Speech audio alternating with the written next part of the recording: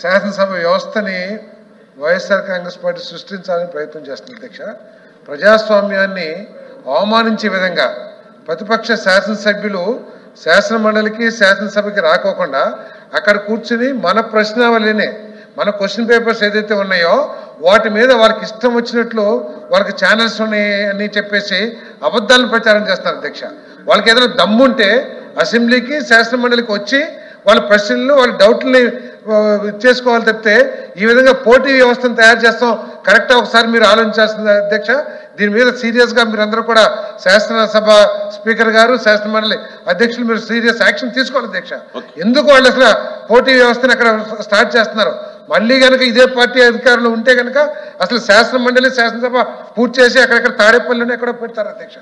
కాబట్టి దీని మీద మీరు ఆ ఛానల్స్ మీద పత్రిక మీద మీరు చర్యలు తీసుకోకపోతే మన క్వశ్చన్ పేపర్ మీద వాళ్ళు ఏ విధంగా సమాధానం చెప్తారు అధ్యక్ష?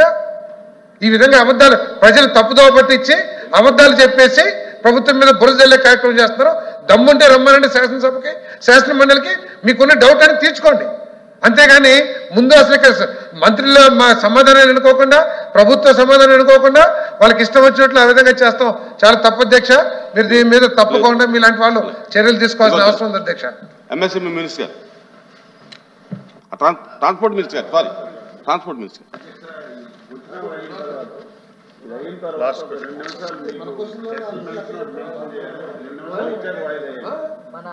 సార్ ఏమన్నారు ఏమన్నారు క్వశ్చన్ అయ్యాక 2 నిమిషాలు స్పెషల్ గా మీకు మీ దృష్టి కూడా తీసుకురావాలి. అలాగే చేద్దాం.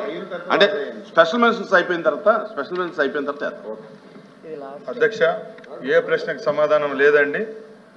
బ్రీఫ్ ప్రశ్నకు సమాధానం ఈ ప్రశ్న ఉత్పన్నం కాదు, ఈ ప్రశ్నలో లేదు కాబట్టి వారికి అందించే పరిమాణం మొత్తం విషయంలో ఉత్పన్నం కాదు.